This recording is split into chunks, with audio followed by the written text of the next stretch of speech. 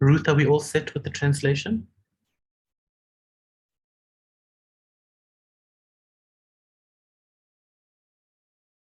Yes, sorry, I was on mute. Yes, we are. Thank you so much. Chacha, Faustin, and Mohammed are all set up as interpreters. Great. We can go ahead and start. Please, could you share the first slide?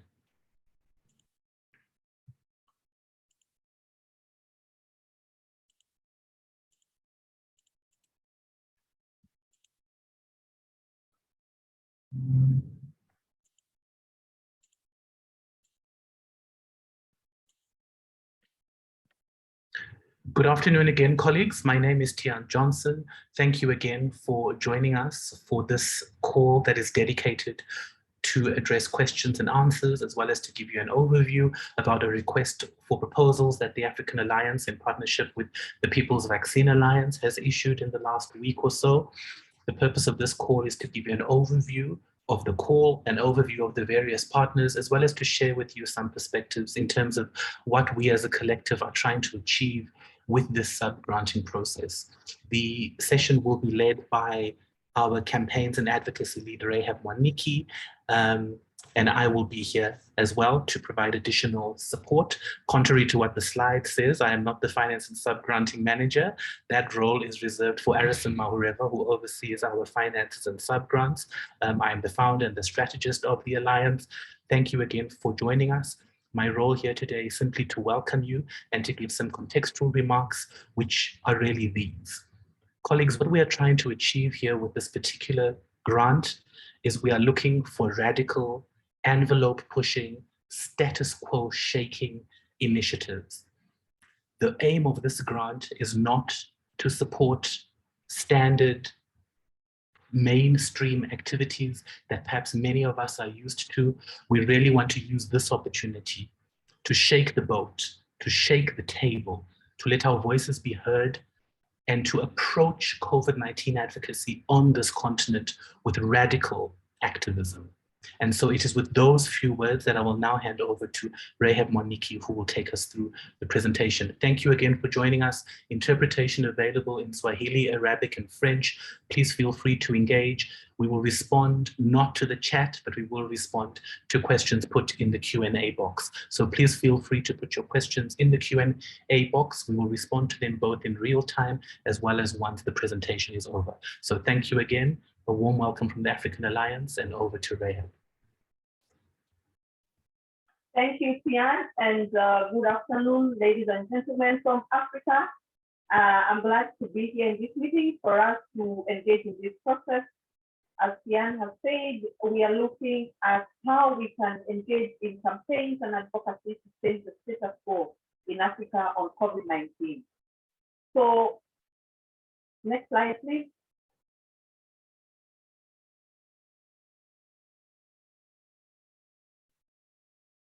So, African Alliance, its ambitions are while we are a community of people who face injustice and abuse of power, can be confident that others will stand in solidarity with them.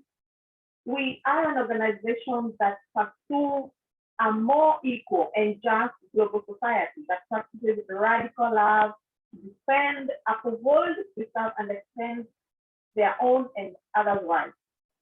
We advance rights-based, critical, and developmental programming to address the needs of under-served communities across Africa by working collectively to ensure that affected communities are informed about their rights, have access to dignified healthcare, and the agency and access to hold duty bearers to account for the non-realization of this rights. Next, please.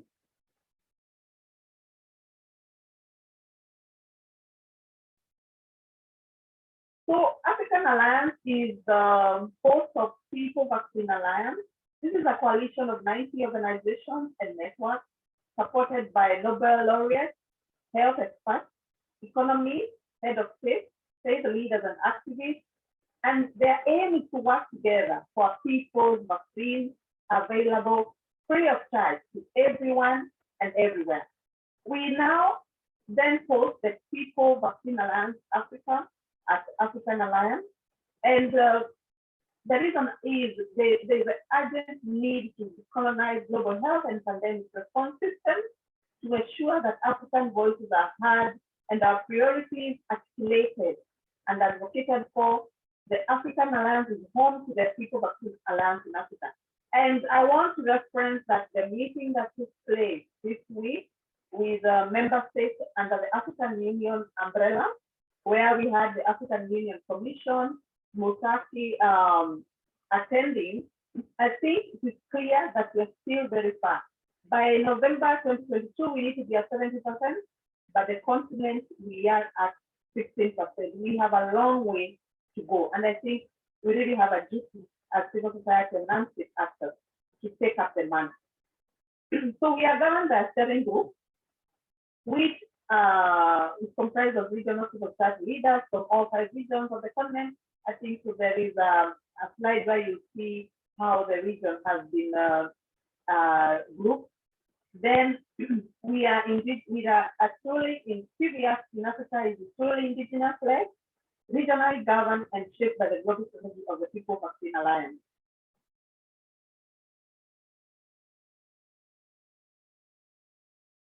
Colleagues, please do bear with us. We are going to have a few seconds delay between slides to allow the translators to catch up with us. Thanks.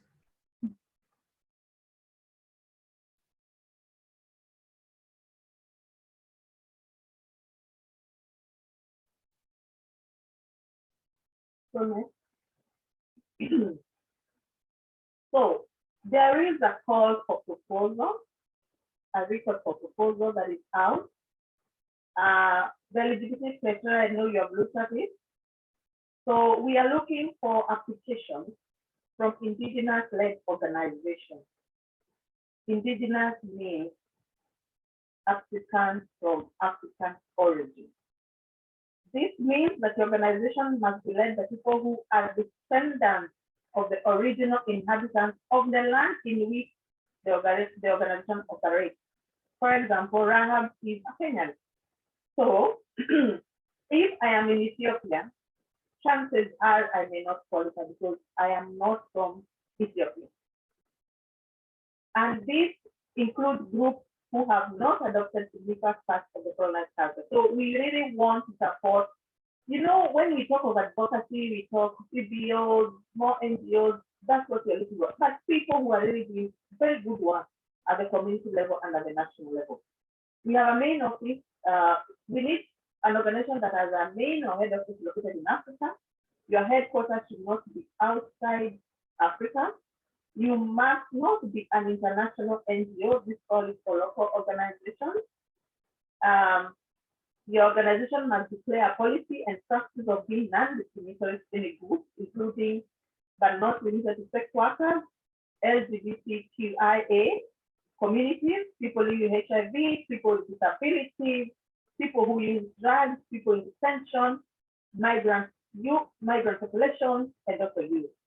We need organizations that have active partnership or a presence in rural communities in their respective countries. And then we are also looking for organizations that have zero tolerance approach to and prohibition of sexual exploitation and abuse by all staff, volunteers, consultants, partners, beneficiaries, and community members.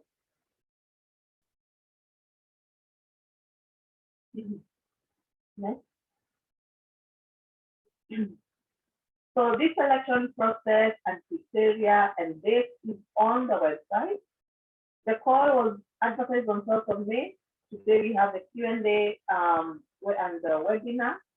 Deadline for submission is 30th of May, so 11 days from now. We will then screen the application for compliance with the criteria that I have shortly outlined, but of course there's also the finance bit, which you will see. There will be the shortlisting based on request for proposal and potential for impact. We are looking at organizations or ideas that are going to give maximum impact with little investment. There's the PBA steering group that is going to shortlist. That is from 13th to 17th of June. And then there'll be a vote. Because this thing is done online, then there's a way you're going to manage the process, and the process has to be finalized by 20th of June. By 21st of June, we are hoping that we will inform all applicants of the outcome. Due diligence will be conducted in select grantees from 22nd June to 1st of July, and then all contracting finalized and first granted disbursed by 8th July 2022. And the public announcement of sub-grantees will be done by 4th of July. The project implementation will begin on 11th July 2022, but of course the time frame we saw is longer. It is not for this year, it's up to next year, 2023. But I think we need to leave 1 month for audit. So I think what would be ideal would be you leave 1 month before the end of the project for audit to happen of the grant. Next, please.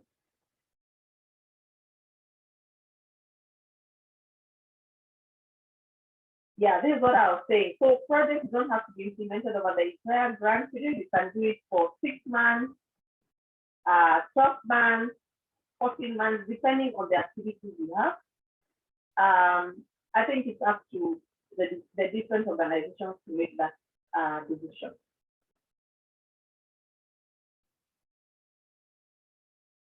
Next.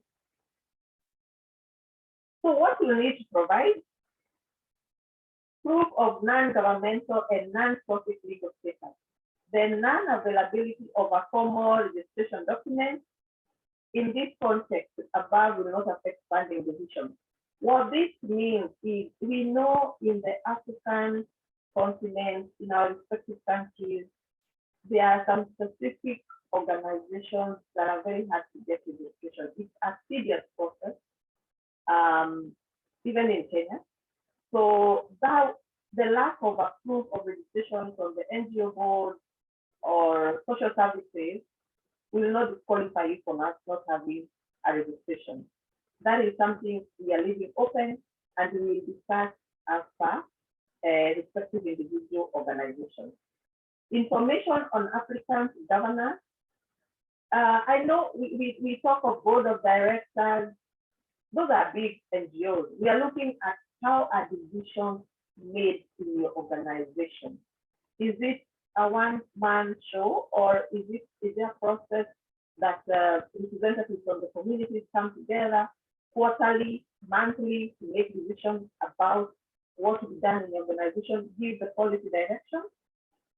Then the next one is you need to provide how you manage resources. We are not going to look for an audit, 3-year audit. We are looking for, if it is a cash book, there's income in and income out, but we need evidence that I got $100 to do this activity, this is how it was spent, and this is how we close that account. We are really being flexible for even community-based organizations. We are then looking for your team, an organization team, who implements programs, who manages the money, and who coordinates the whole process. It needs to come out very well in your application. You don't have to have managers, you can have officers. I mean, it's up to you. It's up to you. So, but we need to see how all this, how you do the operations in your organization. We also need a list of donations or funds that we have received since 2020 when the pandemic was announced, most likely in March or February. Now, we also need a letter of recommendation from your partners justifying to work you have done in your country. This could be a department in government. This could be another organization that could say, yes, you have worked with XYZ organization in advocacy on SRHR, So we are leaving it open for letters of recommendation.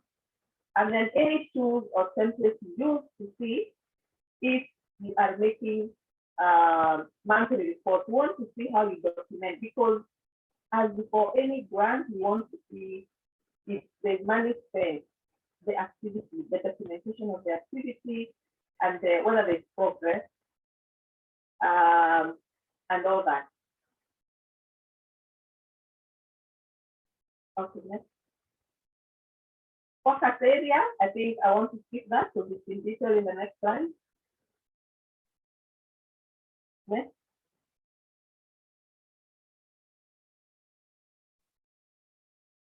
So focus area, we have 6 of them.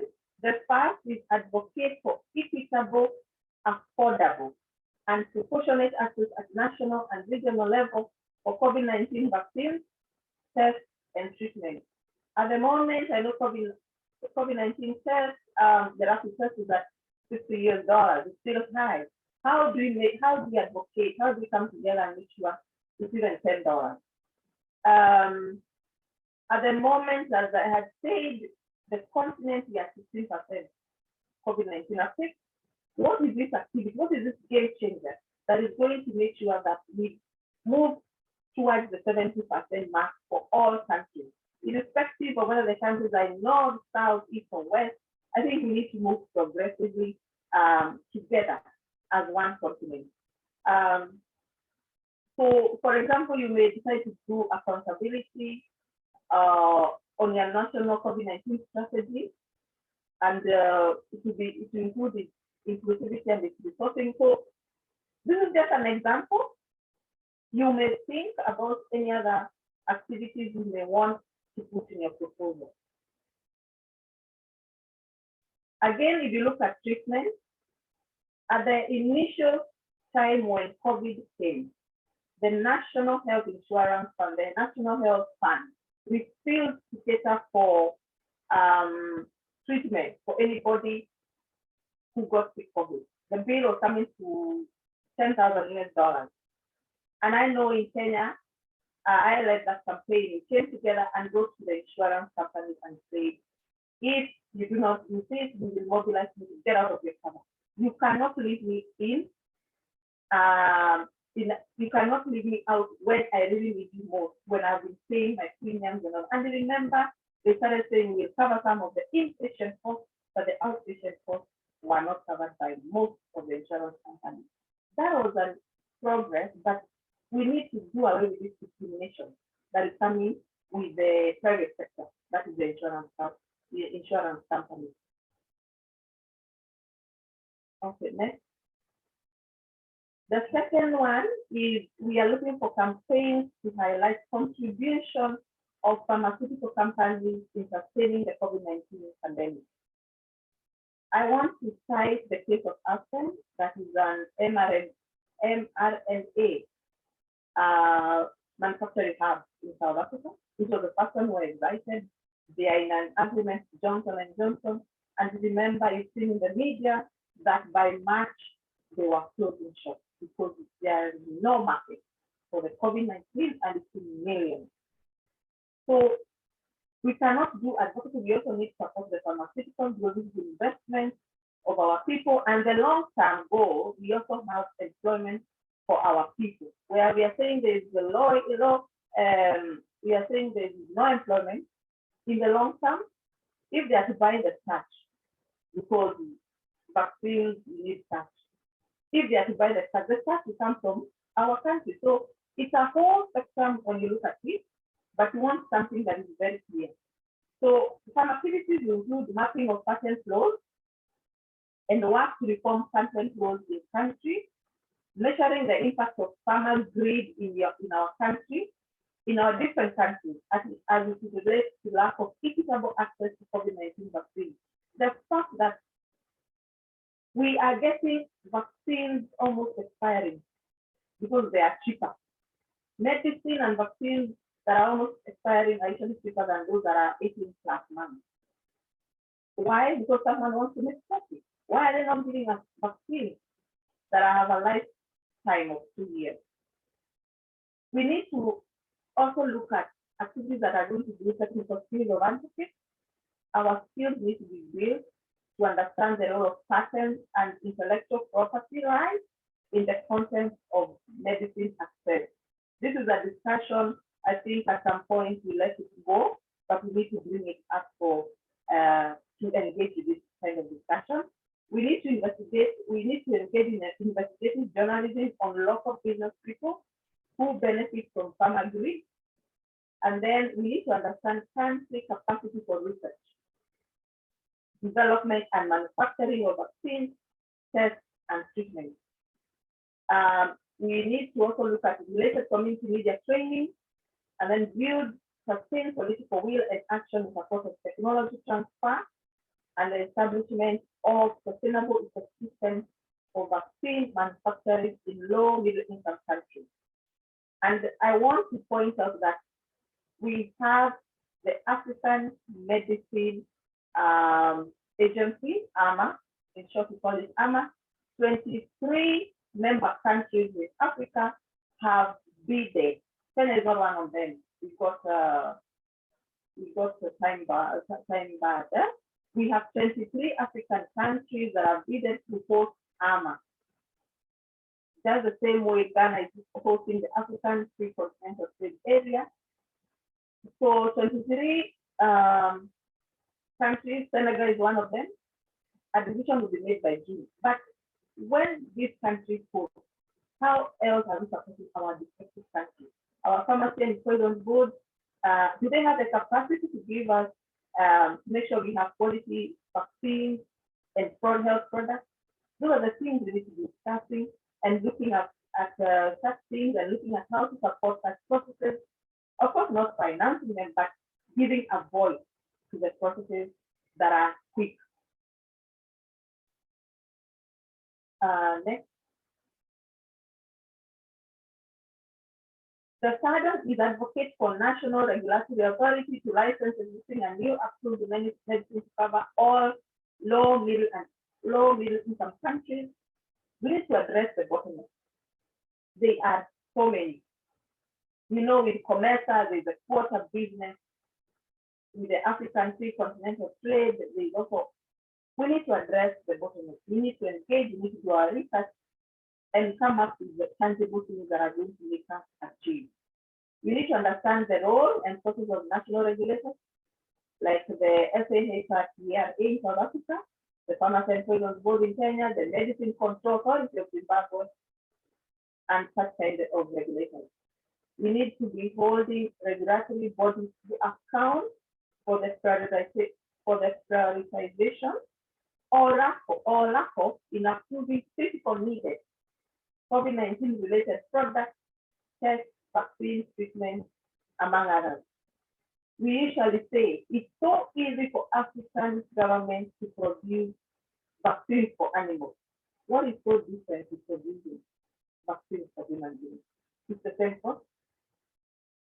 Yeah, but of course, you're talking about patents and IP and all that. We need also to bring out issues and make sure we understand how the regional regulatory environment contributes to or hinders in country processes and ultimately how we can access the product. Next. The next one is key for us, skills strengthening.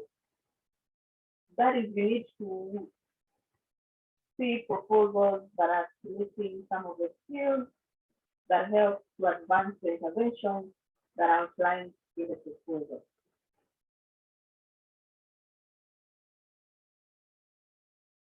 Next.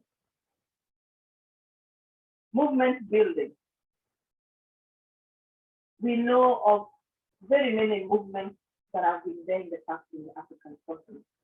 Right now, the movements have gone down.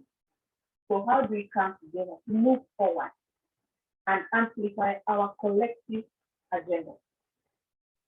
We are not looking for office space, you know, rent and stuff. That would be expensive. We have movement. I know we have coalitions where they are not existent, but we work together. That is what we are looking for. How do we increase your national membership for the People Vaccine Alliance in Africa, we need to look at who else is in our country and who should be in this coalition so that we can push the agenda together. Then you can also propose issues like post-national, quarterly, monthly meetings. It's up to you to decide how often you want to hold meetings, because we need to discuss in a dialogue. When we do not have tested process of focus in a country, we need to quickly coalesce and put our voice across, whether it's media, whether it's writing a letter to the minister responsible, whether it's the president. We need to come together, whether it's the African Union, whether it's WHO. We need a movement that quickly comes together to put these things to move together. Then we need to collaborate on joint campaigns and interventions to advance the activities that you have proposed in your proposal.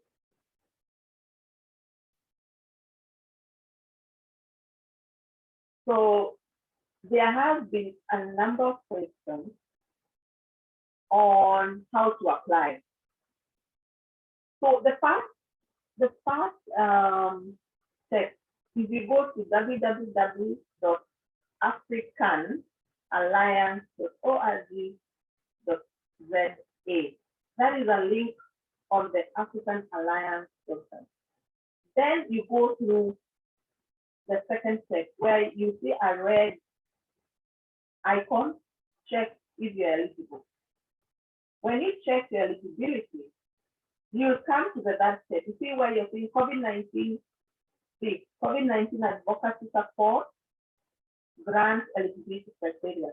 Below here, there's a link. It says, please copy and paste the link into your browser. So this link is HTTP and whatever, you get it and put it on a new browser and you continue the process. So number 4, you go to eligibility criteria. So number 4, you come to this page. Welcome to your application. And then you have quite a number of outlines of the name of the organization and all that, and you now put your application. Some of the boxes we've limited the one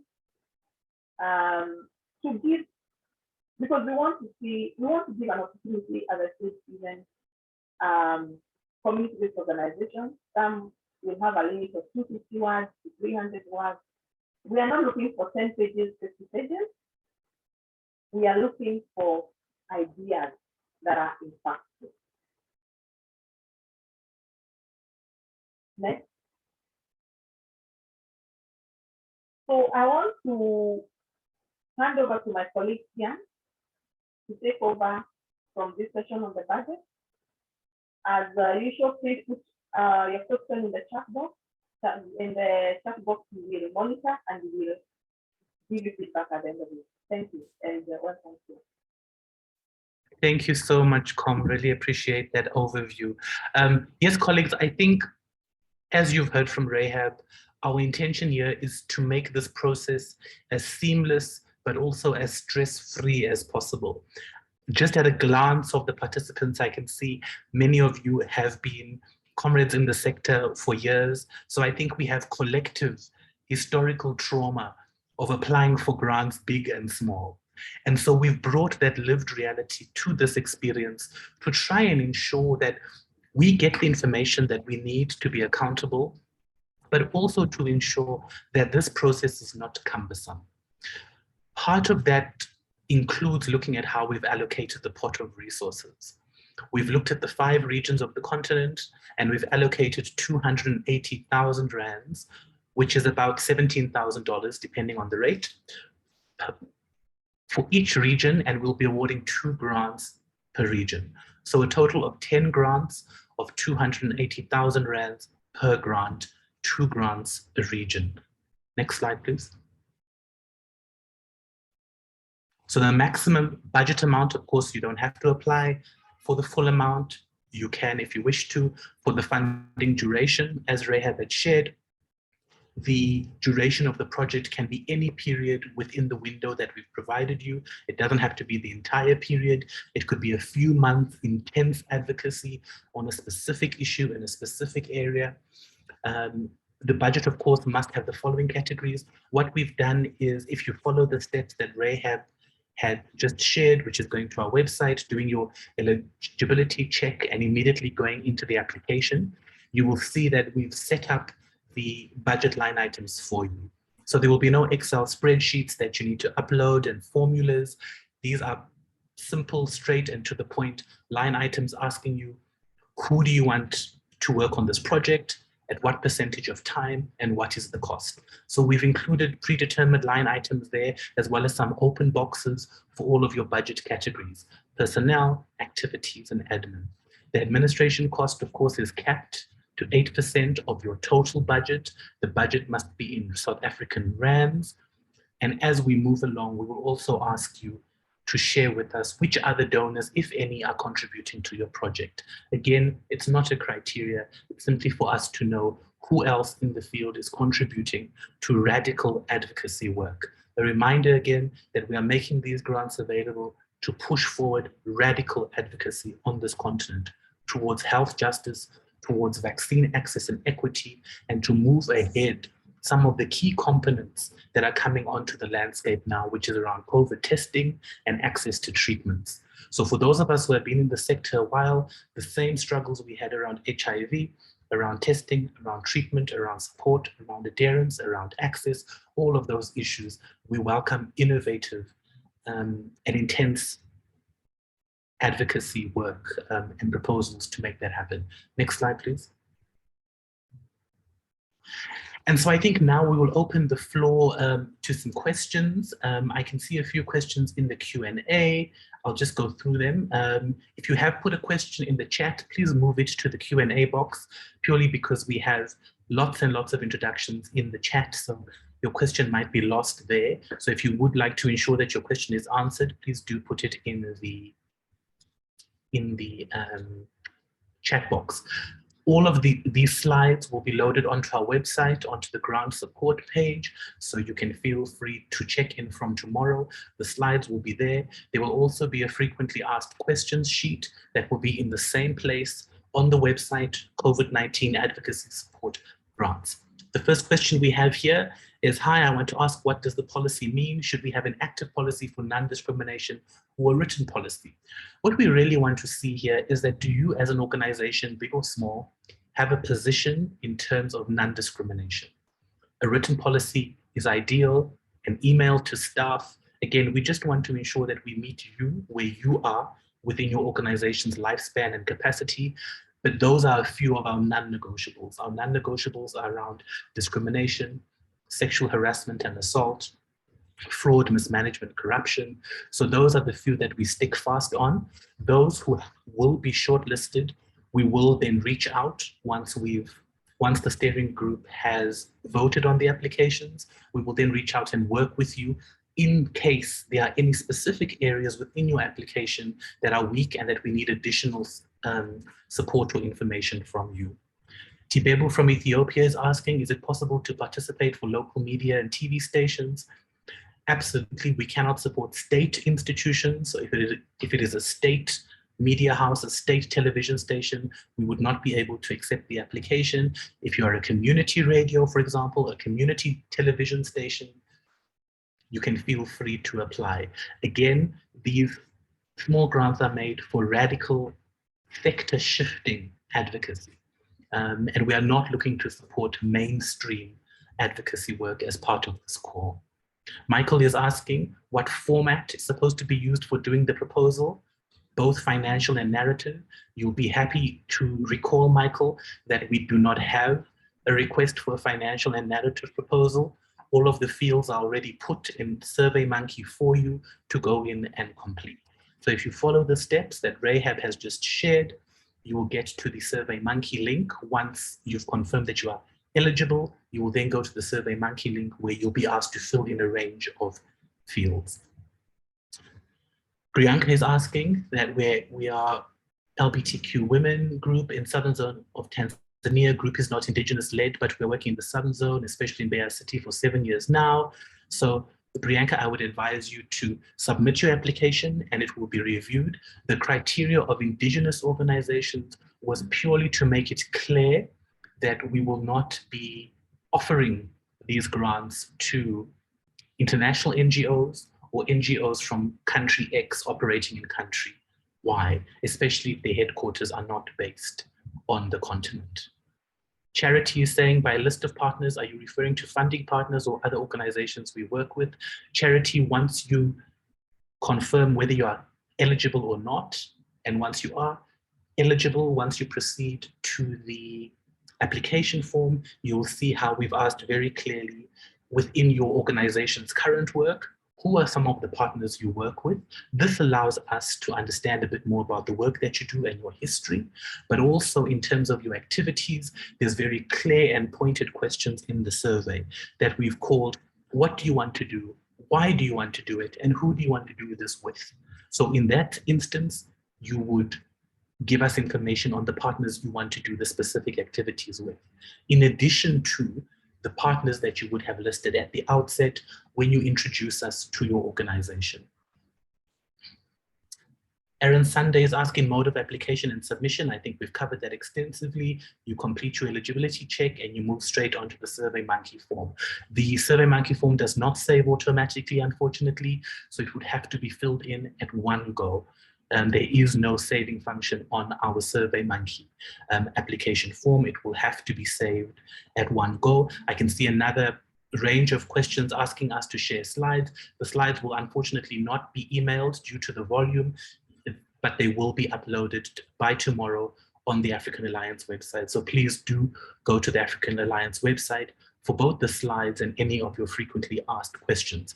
I'm just mindful of time, so I will try and power through the rest of these questions. Please share the application form. Manyaziwa, I think we've addressed that. You go to the africanalliance.org.za and complete the eligibility criteria. Jane, indeed, the guidance will be shared and on our website. All of this in great detail is also on our website if you click COVID-19 advocacy grants.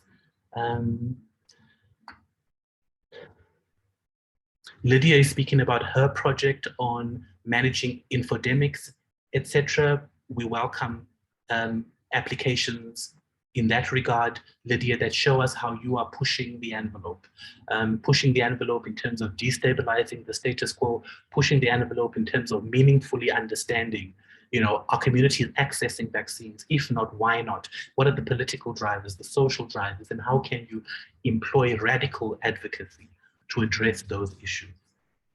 Fortunata, will advocacy for the uptake of COVID-19 vaccine qualify? Of course it would, depending on the strength of your proposal. It all comes down to how you are going to articulate what you want to do. Again, it cannot be a mainstream activity. It has to be activities that have not been part of the mainstream thus far.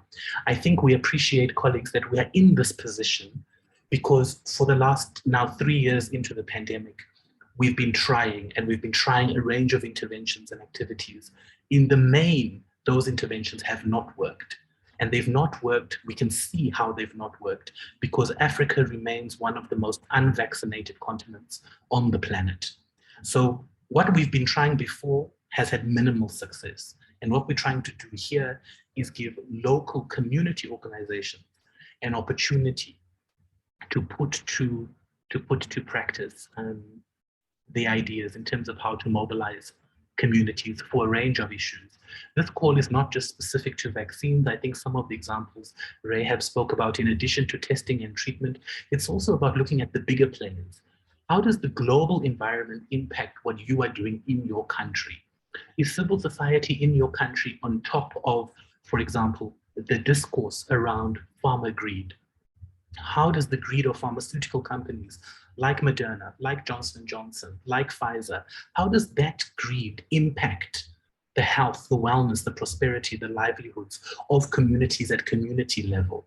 And if it does, we'd love to hear your ideas and your thoughts on what you want to do to begin to start tackling that, or even just naming it. In many of our countries, that issue is not even named. Juliet is asking, can an organization that is not yet registered apply as a collaborator with a registered organization? Absolutely, Juliet. I would advise you, though, to be aware that usually the partner organization will take a percentage of the funds. That doesn't excite us too much because, of course, we want the bulk of the funds to go directly to communities and not through third or interim parties. So we would advise you also to please do submit an application. Registration as an NGO is not an absolute requirement for this call. If you can explain to us or justify to us why your organization is not registered, we would happily look at your proposal. We do this because we recognize that not all organizations in all countries are free to register for a range of reasons, from repressive laws to government clampdowns, etc., etc. So it's a case-by-case basis. We are certainly open to you having a fiscal partner who can receive the funds on your behalf, but they will be responsible for that reporting. And our only concern in that instance, like I said, would be that you would need to be aware of a percentage, the percentage of the overall grant that organization will take. Our priority is to get the funds to the community work that is needed. Lydia says, who are your partners in this advocacy? I'm assuming they're speaking about us as African Alliance. As was shared in some of the first slides, the African Alliance is home to the People's Vaccine Alliance in Africa. Our roots are with over 100 heads of state, hundreds of Nobel laureates, scientists, epidemiologists, and millions of people across the globe who have been calling since day one for a free vaccine for everyone, everywhere. For more information, you can go to the African Alliance website or the People's Vaccine Alliance website or Twitter pages. Mayanziwa Koza is asking, can we apply if we don't have any vaccine-related funding? Absolutely. One of the criteria we will use when we look at your applications is what work have you done since the pandemic? So we're not expecting you to have been doing health work since the 80s or the 90s, even if you started your community workshops or your community outreach or your support groups after a year of COVID. All we want to see is that there's some history there that you've been doing this work. Joel says, what might happen if one of our partners we work with does not fit your eligibility criteria or somehow against your objectives? Joel, I'm sure you'll appreciate that if your partner is against our objectives, that's not a partner that we would be excited to move ahead with. It would be interesting to understand what exactly are they against. Of course, our non-negotiables are issues around discrimination, sexual harassment. We need to be clear that we come to this work firstly as the African Alliance and our partners with a clear understanding of how we understand decolonization of public health, how we understand LGBTQI communities, how we understand those in detention, those who use drugs. We at the African Alliance believe that sex work is work, for example, so we would not partner with organizations that do not believe in the rights of all of these groups. So I hope that addresses your queries. Apologies, many apologies. I've been speaking too fast and I can now see several messages for me to slow down. Apologies to our interpreters. Elias has also put in the chat, how can I apply for the proposal? Please follow the links that Rahab has given an overview on. Colleagues, we have a few minutes left for this webinar.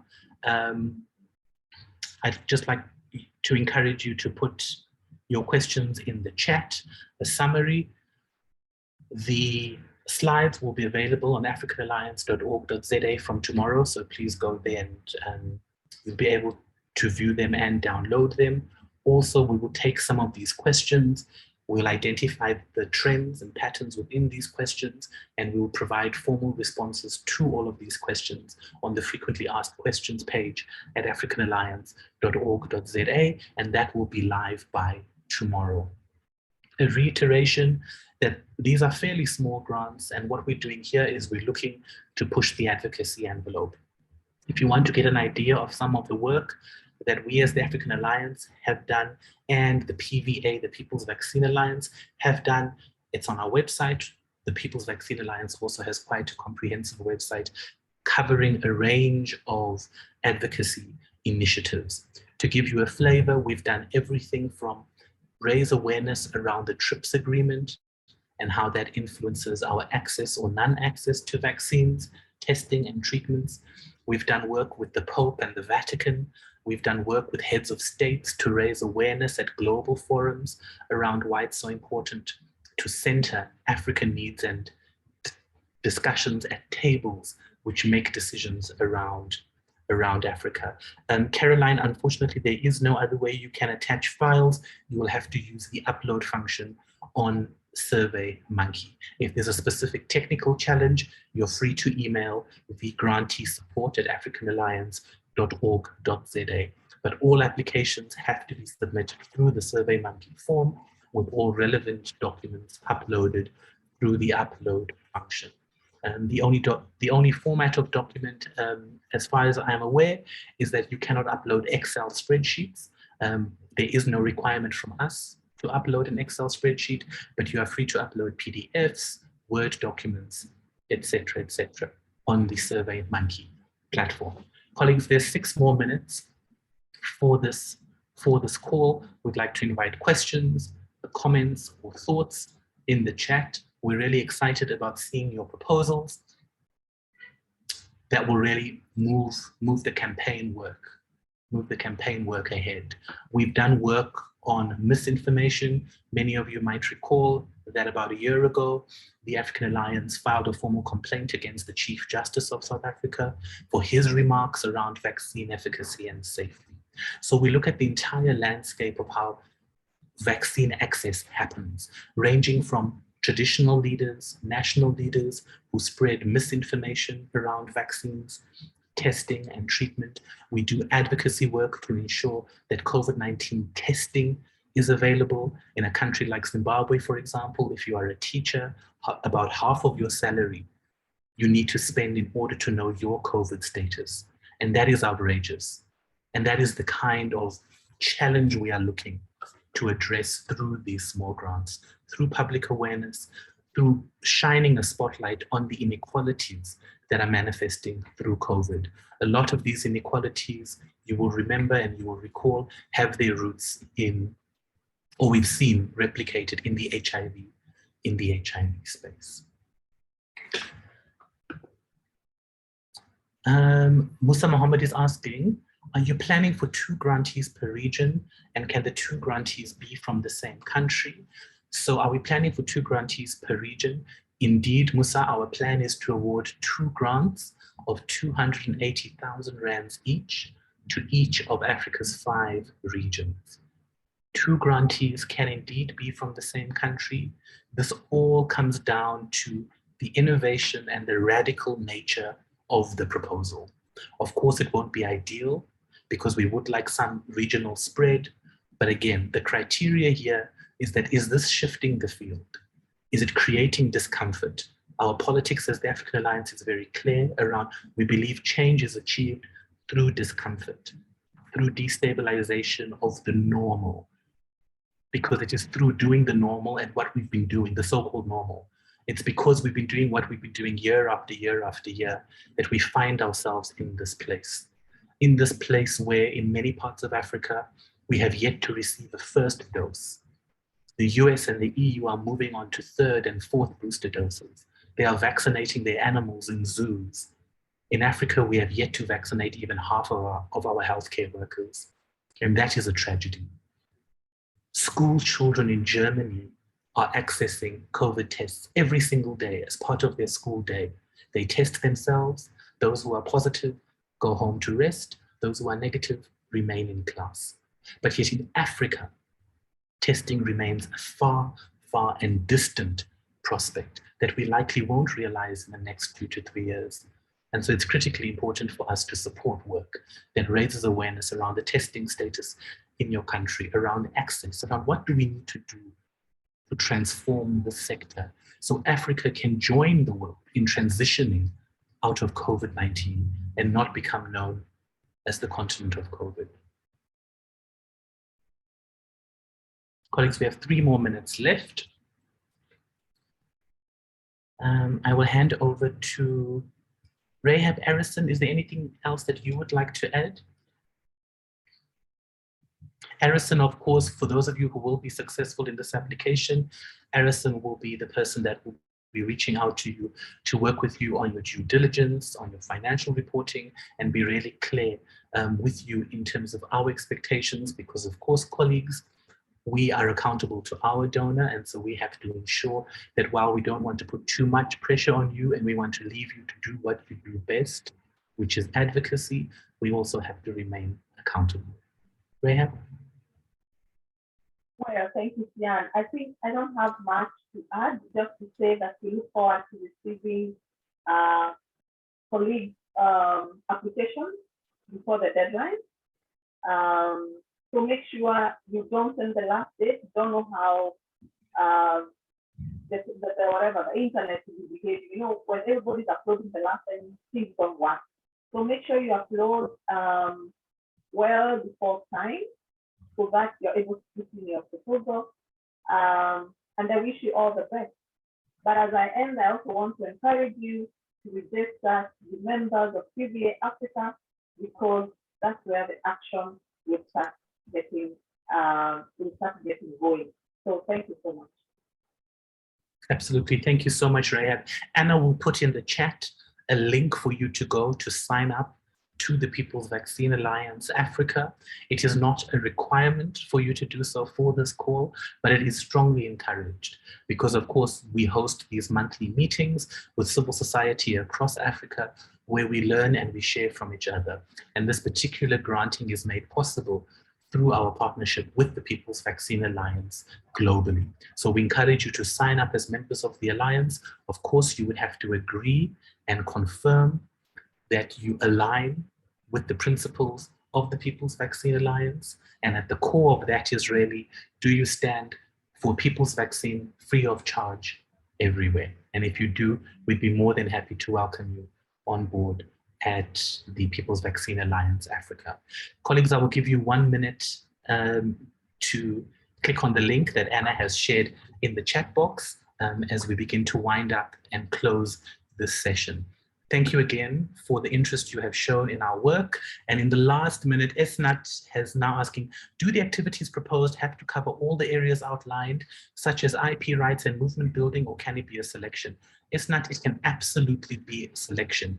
The examples we have given are purely that. They are examples. You don't have to do anything that we mentioned in the examples. You can come with your own proposal, your own ideas, your own intervention. Those were purely examples to give you an idea of what you might consider. But please, colleagues, feel absolutely free not to be ring-fenced and not to be boxed in by the examples we've shared. They were purely to spark your imagination additionally. But please feel free to go ahead and submit proposals that you feel are practical and that shift the envelope. So on behalf of the African Alliance, I would like to thank everybody for taking the time to learn more about this call for proposals. Rahab, Mwaniki, Harrison, Ruth, Anna, our interpreters, thank you so much for your steadfastness, and apologies for my speed. But colleagues, we look forward to receiving your applications and pushing the radical advocacy envelope. All updates will be on africanalliance.org.za. Thank you for joining us, colleagues.